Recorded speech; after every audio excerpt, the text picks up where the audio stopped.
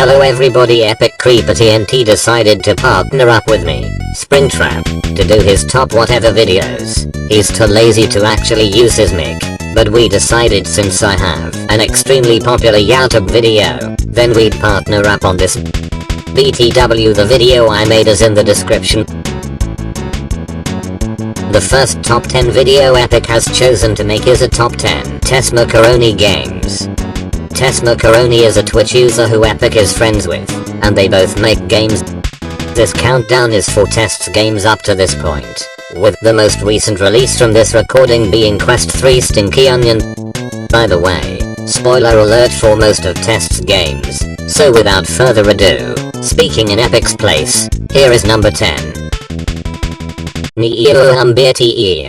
Test does this thing called Game Biscuits where he asks people for random verbs, adjectives, nouns, numbers, etc. He then makes it into a game, and it's usually either a hit or a miss. Number 10 on my list is the 5th Game Biscuits game, and the second in Season 2, Quest 3 Pizza. The reason this game is so far down is because while it was pretty decent, the gameplay did get a little boring after the first level. And it's not as memorable in my opinion. Also, it's a shame he had to use this trombone rendition of the Back to the Future theme because it's not as exciting, and all the hype is only in the title screen and ending. Sorry about that, Test. Maybe you'll be better in Season 3 if there is one. Another installment in the Game Biscuits series is the final game of Season 1, Cheese Shit and Kitten Lose. This game overall wasn't all that bad, in my opinion. As far as Game Biscuits games go, it was hilarious how the gameplay repeats but keeps you paying attention to the background to scour the line for the key. Also, I like how Kid Squid ended up being the music. That was pretty funny, although the least he could have done was make the music louder so I don't have to increase the game's volume every time I play it.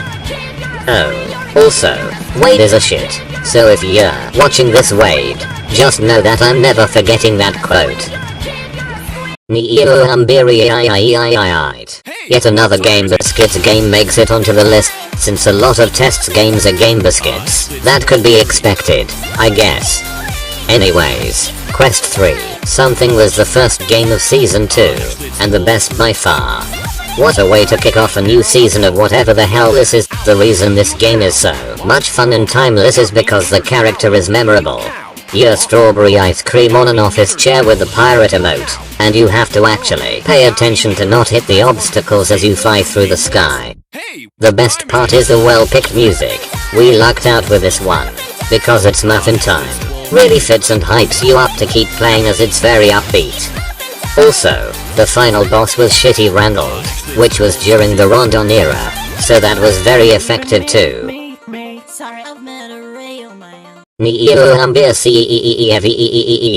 Finally, a game that's not Game Biscuits. After the highly successful adventure in Epic's chats, everyone was highly anticipating Test's all-new sequel. After a month of waiting for Doggy to record like one line of voice acting, it was ready. It was promised to be bigger, longer, and weirder shitter.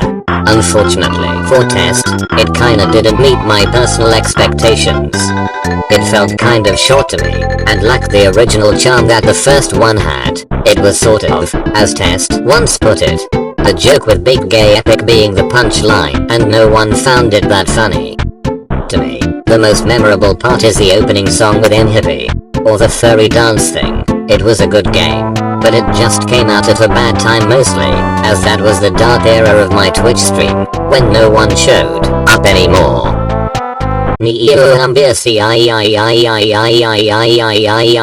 Yikes. Okay, so I really wanna talk about this game, but Test says it doesn't exist anymore. So sorry, but only I know about it. Test knows what it is, but I'll just leave it at that.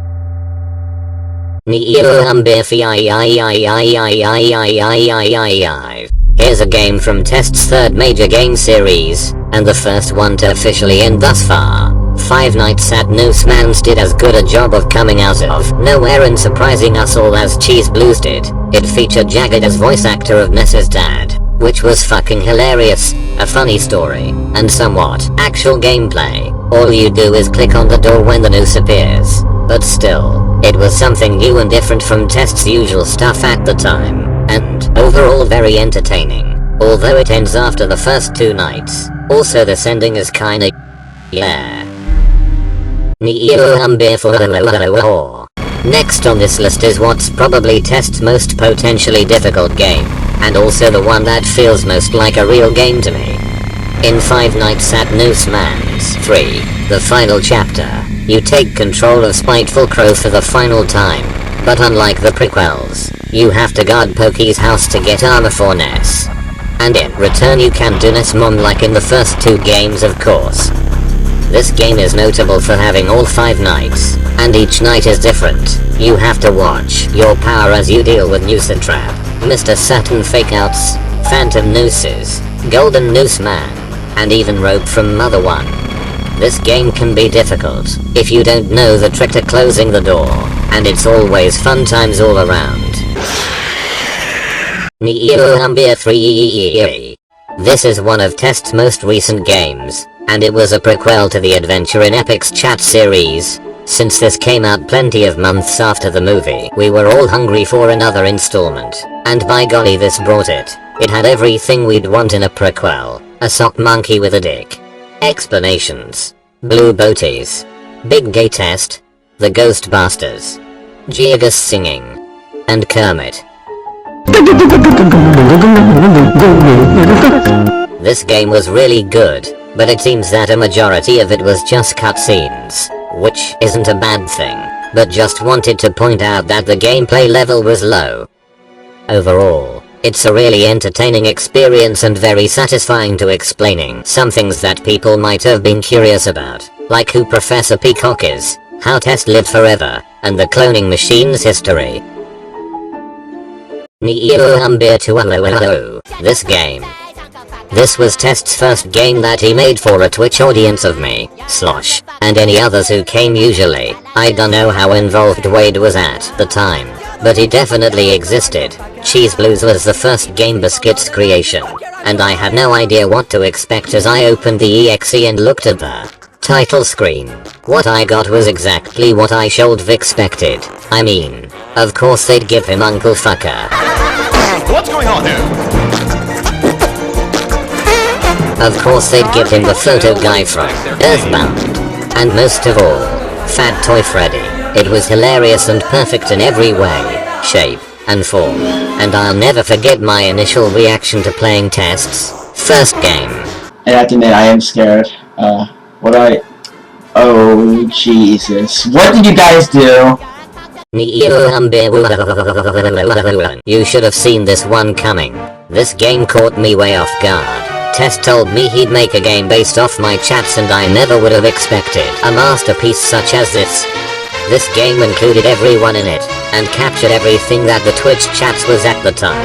Anything goes, fake accounts, run wild, and there's always people to talk to. Oh, and Test doing this was also a common thing.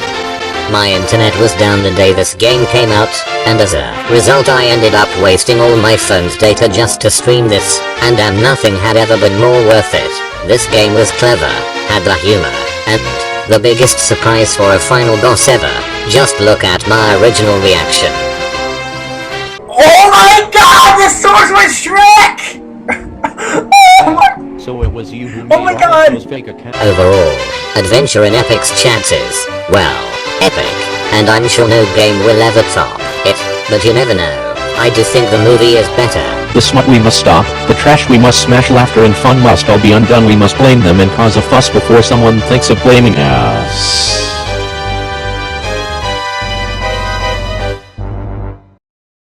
That's all for today, and if you're wondering about the rest of the games, Cheese Fapping Blues is 11, 5 Nights at Nooseman's 2 is 12, M Hippie is 13, and Quest 3 Stinky Onion is 14. Thanks for watching and I, Springtrap, might see you in the future.